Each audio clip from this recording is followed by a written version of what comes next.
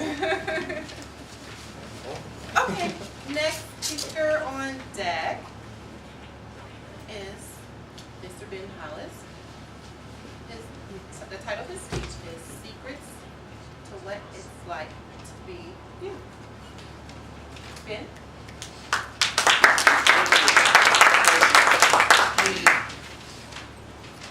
Toastmaster, fellow guests, or fellow Toastmasters guests. First, before I get started, this is a speech that is part of a presentation I'm giving to Alexian Brothers Hospital in about a week or two.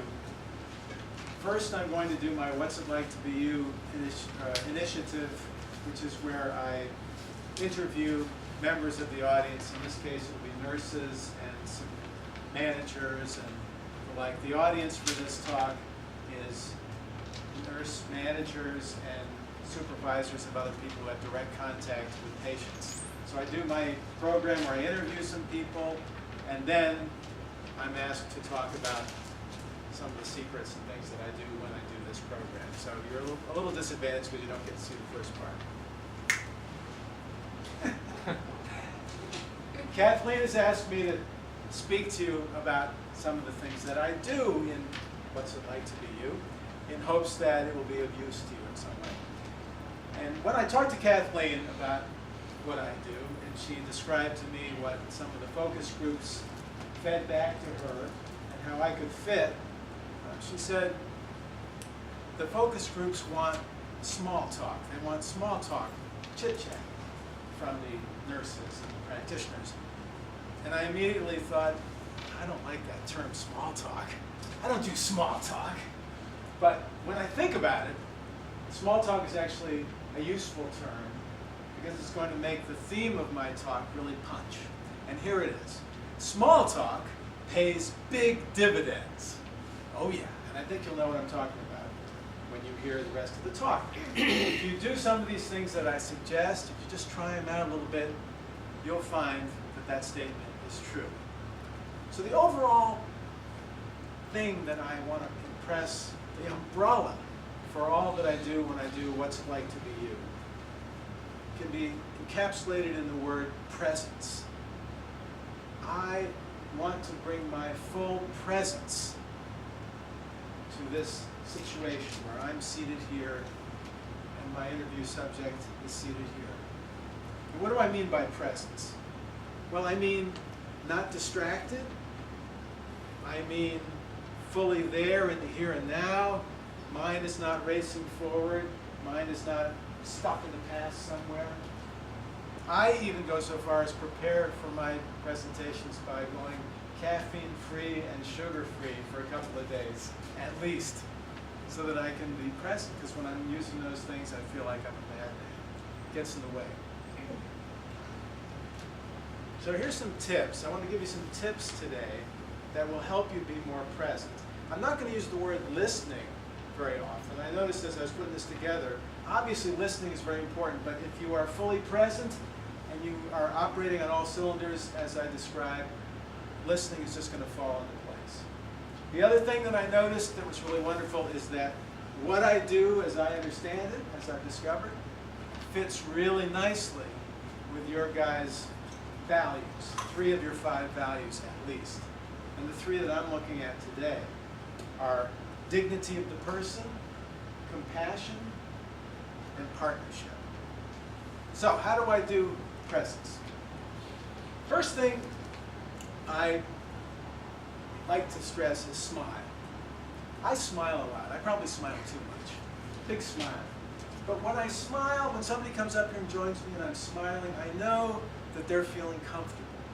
I know that when I see somebody smile, I feel comfortable. I feel welcome. I feel safe. So much better than a frown or some kind of scary face. That gets my head going. You know, this is not good. I don't like this. So come with a smile. And then when you introduce yourself, say your name. Hi, I'm Ben.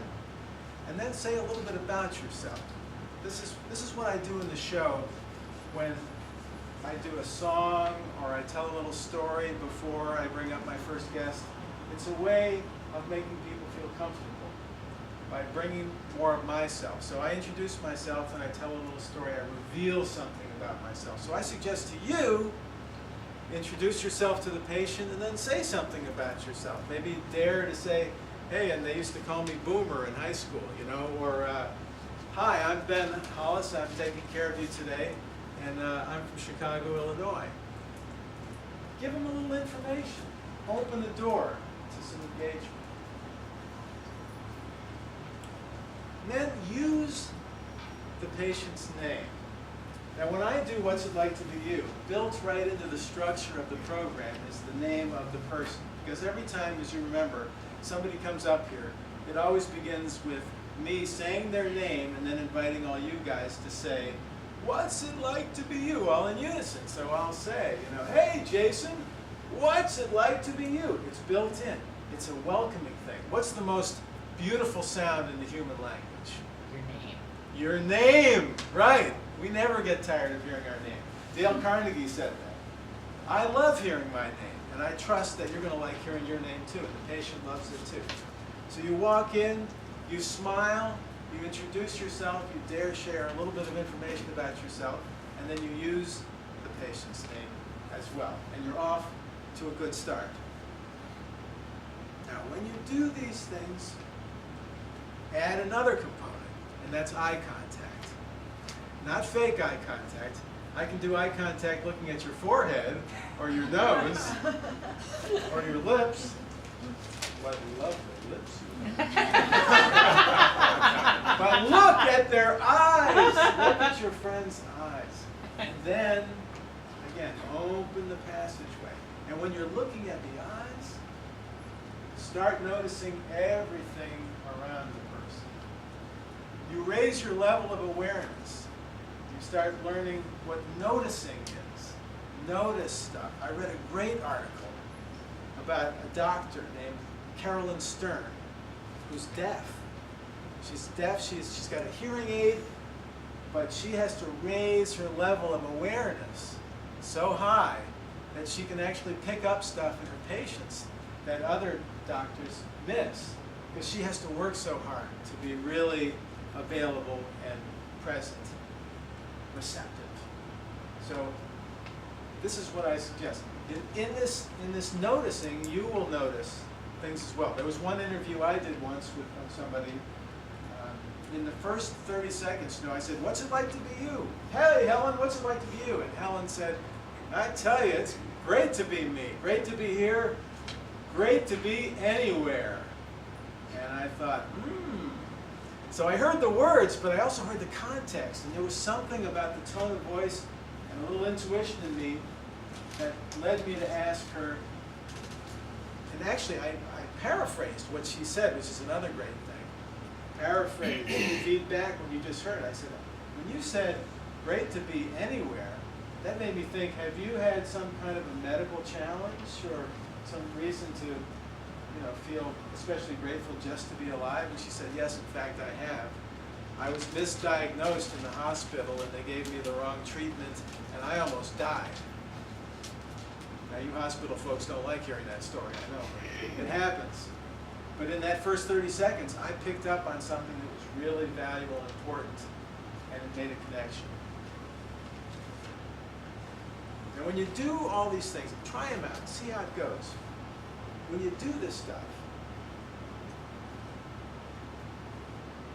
let me back up a second. You may be thinking, what's in this for me? And what I want to say is, you are stressful, you are full of tension, you are full of anxiety. This is what I hear from the reports from the focus groups and all. You nurses, you doctors, you managers, you are under terrific stress. So is the patient. So if you try all these things out, not only will your patient get benefit, but so will you. And you will be engaged in a process of partnership. Because once you and your patient start working together to get better, greater, deeper healing takes place. And that's what's in it for you. So you try smiling, you try saying your name, adding some information, daring to reveal a little bit about yourself, using the patient's name, using eye contact, and really noticing everything that's going on, raising your level of awareness. You will find that small talk does indeed pay big dividends. Madam Toastmaster. Wonderful. I'm smiling, I'm being more present, and I'm looking into